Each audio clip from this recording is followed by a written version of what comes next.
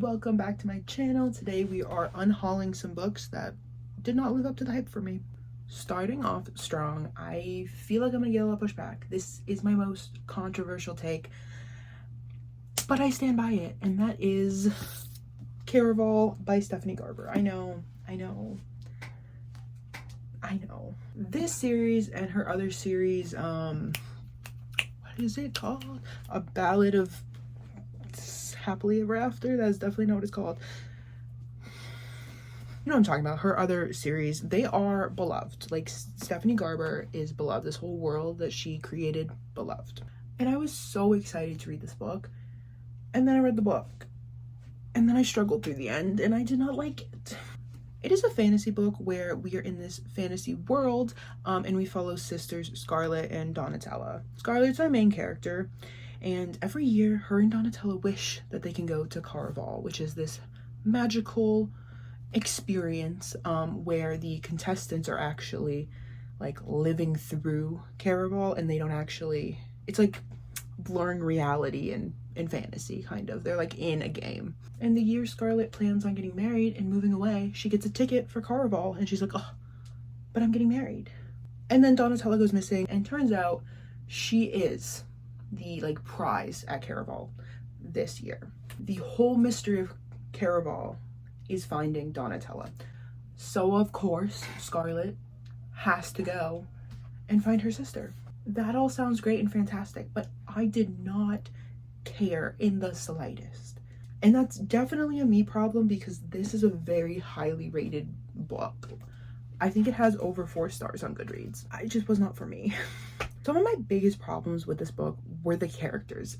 I did not like Donatella. I would not be going to save her. I would not be risking my life to save her. I also felt like Scarlett was kind of getting screwed over at every turn because she was just making dumb choices. Like, she never made a choice that I thought she should make, and that was really frustrating for me. The main male character, who I can't even remember his name, did not interest me in the slightest. He kind of guides Scarlett. They're kind of like buddies through Caraval. Didn't care. And lastly, the twist at the end, I like saw it. Like, I don't know, like, this just wasn't the book for me. I support the love that this book has. I get it. It's very magical, mystical, can get lost in it world. I didn't like it. Moving on. Okay, this next one I think might be less controversial, and that is The Midnight Library by Matt Haig. This had a moment online. This had a moment. And I understand why it had a moment. It is a very philosophical book where we follow Nora, who is kind of in this purgatory-esque place called the Midnight Library, between life and death. And she kind of gets to explore the library. And every book is like a possible life she could have led if she made a different choice. This is a very common thought just in humanity, like, what would have happened if I made this choice or that choice? How would my life have turned out? And I think that the concept is incredible. I didn't rate this terribly. I rated it 3 stars, so I don't think it was terrible. My issue again was the character. I did not care about the character for the first 50% of the book. Like, she was giving me nothing, and I was just like, I don't care.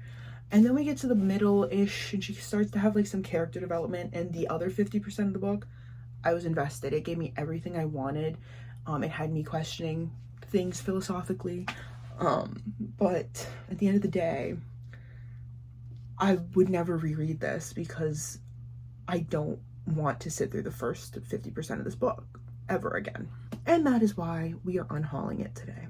Next, we have one that's not very controversial, but like might get a little controversial, and that is Shadow and Bone by Leigh Bardugo. I have never read Six of Crows, the duology. I own it. I have also never read the, I think it's called King of Scars duology. Like, I've never read either of those duologies because I forced myself through this trilogy and did not like it at all.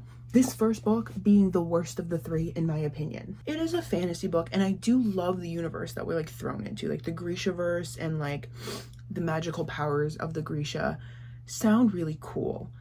And like, I wanted to be hyped for that, but then I feel like I was delivered nothing. Alina, boring. Her friend, who I can't even remember his name, boring. The Darkling, who is like this evil overlord, who is like master actually, I don't think he's master of like the fold, but he's like, there's like the fold, which is this big cloudy black fog thing that like is a border between two countries, and you can't go through it or you die. And the Darkling, is like the only one who knows how to like stop it or something. I don't remember. I like love the world. And then when we get into the second and third book in the Shadow and Bone series, they added characters that I really like Nikolai.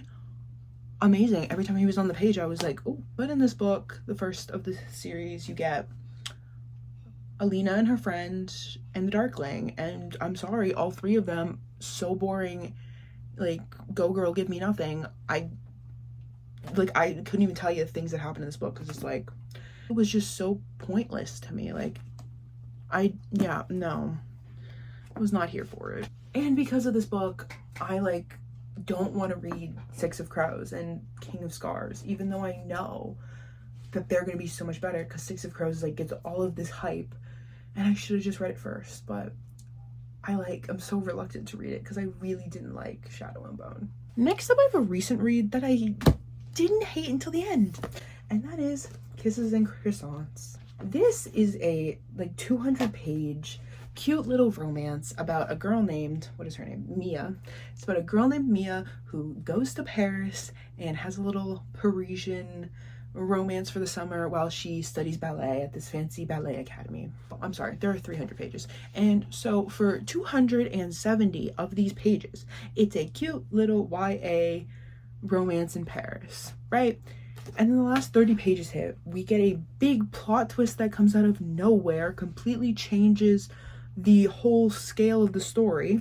Again, happens like here in the book, and then it's all solved and everything's happy and perfect by the end here. All in like the last 30 pages. And that brought this book from a 4-star read down to a 2-star read, because I was so upset. The plot twist at the end could have happened here at the midpoint, and then we could have had 150 pages to sort it out and figure it out and, you know, end on the happy note. Not 30 pages before the book ends. That's like literally all I have to say about this book, because like that ticks me off so much. And I loved this book up until the ending. I just think if it had a different ending, this could be a very popular book that like people love, because it is so cute and it is such a fun, light summer read. Honestly, loved it until the last 30 pages. We are down to our last book, and it is actually the saddest book ever. Like, I was so excited for this book. I pre-ordered it. I do not pre-order books very often, but I pre-ordered this one because I was so hyped for it. I think it was like $30 to pre-order or something crazy. And I was so disappointed that to this day I'm still upset about it. And that is Aristotle and Dante Dive into the Waters of the World, which is a sequel to Aristotle and Dante Discover the Secrets of the Universe, which looks like that. I think most people have seen that book. It was very popular. But it did not need a sequel. Like, literally, why?